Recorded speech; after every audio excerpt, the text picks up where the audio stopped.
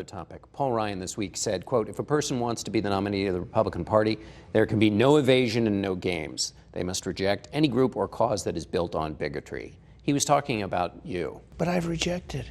How many times do I have to reject? I've rejected David Duke. I've rejected the KKK, the Ku Klux Klan. From the time I'm 5 years old, I rejected them. I put it on Twitter last week. How many times? You know, it's an amazing thing with Twitter. I have 6 million, more than 6 million, and I have another 6 million with Facebook. I have like 13 or almost 14 million with Instagram. When I put out a minor message, everybody picks it up. Donald Trump just tweeted something very unimportant. Let me just explain. When I put out that I reject KKK and David Duke, nobody picks it up. You know why they don't? Because they don't want to pick it up. They pick it up. You pick it up. Everyone else picks it up. You saw simultaneously, practically at the same time.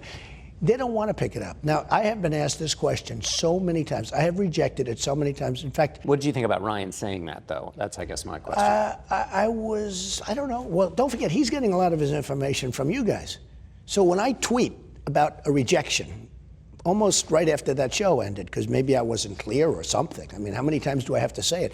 Don't forget, I told CNN when Chris Christie endorsed me, a very good endorsement, and one of the questions, that question was asked, and I rejected it there. That news conference was like a day before.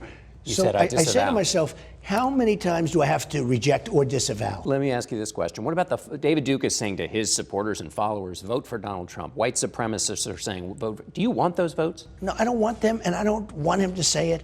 I can't help if he says it, but I don't want it, and if he says it, John, if he says it, he says it, okay? Do I want it? No. And you want the supporters? No, I don't want anything. What do you think of white supremacists, by the way? I don't like any group of hate. Hate groups are not for me. But I've said this before. The press hates me to say it. They just don't want to pick it up. You're thinking a little bit more about the general election. In December of last year, you said, talking about Hillary Clinton, you said, we view this as war. And then you asked the audience, don't we view this as war? Do you still view an election campaign against Hillary Clinton as war? A little bit, yeah. Now, look, it's highly competitive. The last person she wants to run against is me. I can tell you that. I know that.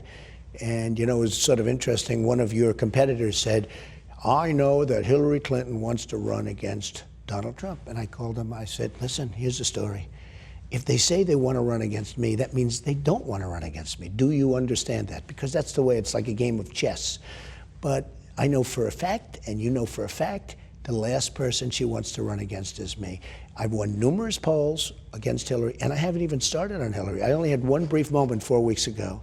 And because of that moment, Hillary went way, way down, and Bernie got credit for it. They said he was running a great campaign. Had she not given me that moment with her and Bill, Bernie would not be nearly as close. Now, Bernie's not going to win, okay, anyway.